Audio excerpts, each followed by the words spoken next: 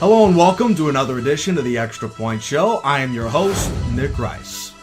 Week 12 began on Thursday, but a flurry of overtime games headlined the week on Sunday, and our first was from Adelphia Coliseum in Nashville, Tennessee.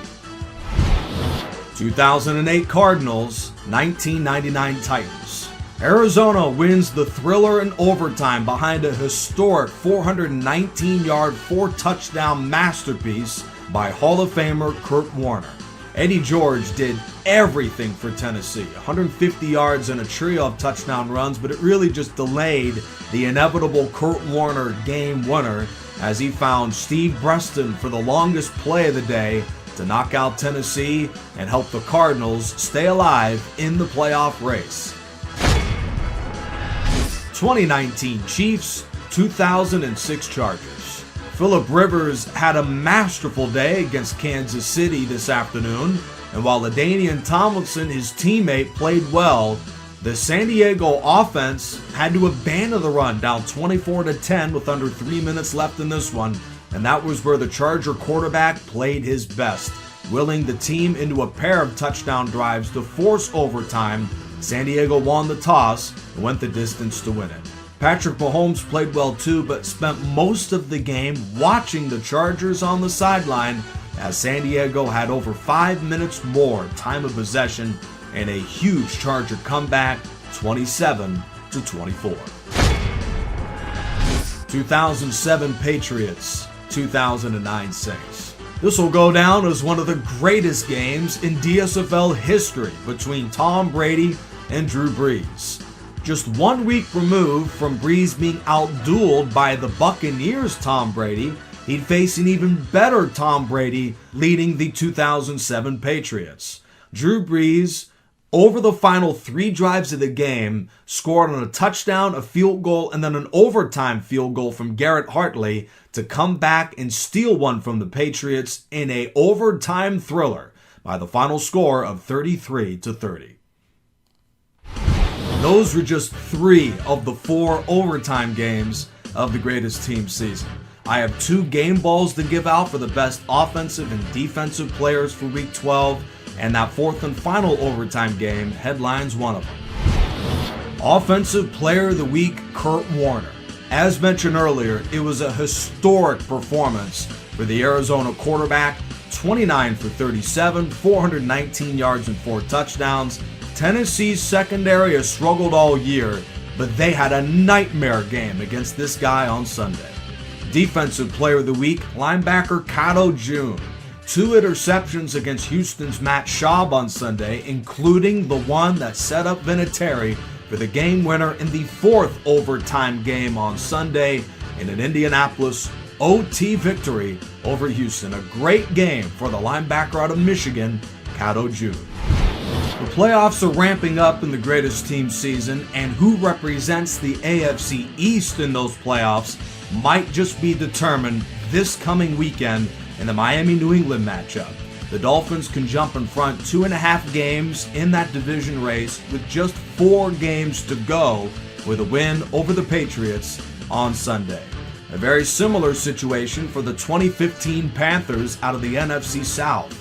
A win against the 2020 Buccaneers on Sunday could give them a near insurmountable 2.5 game lead on the remainder of that division.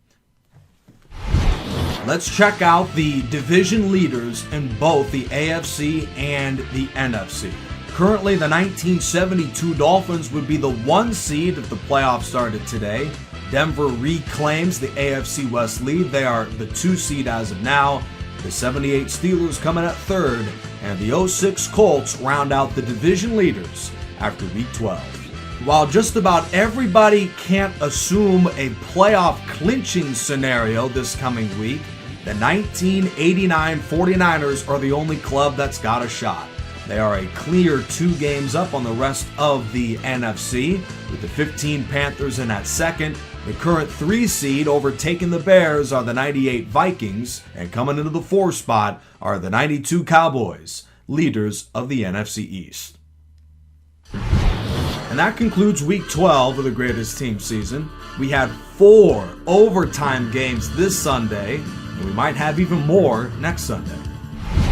Week 13 begins with Thursday Night Football, 68 Jets at the 90 Bills. That is a massive game for both.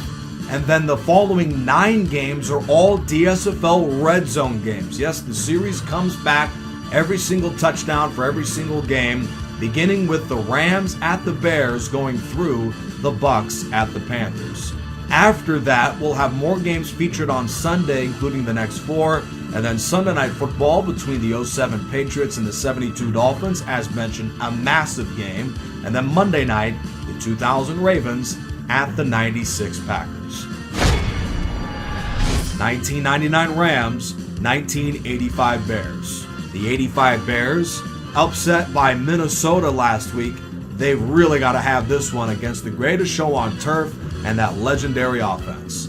Kurt Warner, their quarterback, is the league leader in touchdown passes, but he's facing a defense that is the best in football at stopping you from the end zone and stopping you from anywhere on the field. But they got torched by the Vikings, even on the ground, in their visit to Minnesota last week. So they're going to need a big bounce-back performance to have a chance to reclaim first place in the NFC North. St. Louis needs a win and some help to reclaim first in the NFC West.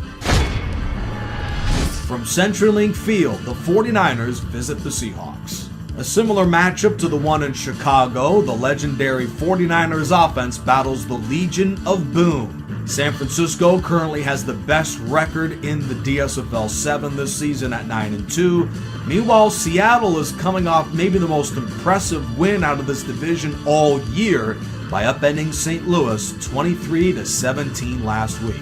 It should be a great football game out of the NFC West. 2007 Patriots, 1972 Dolphins. Week 13 from the Orange Bowl pitched 2 of the greatest single-season teams in NFL history.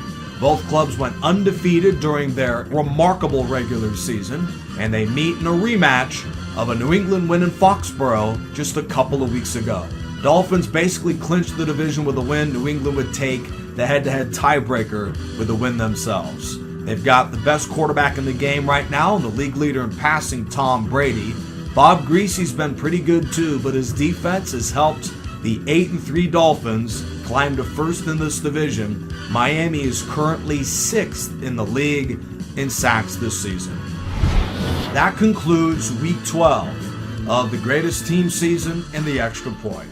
Until next week, check out DreamSeasonFootballLeague.com. That is DreamSeasonFootballLeague.com for stats, highlights, news, and analysis of everything going on in the DSFL 7. Until then, I am Nick Rice, and this has been the Extra Point.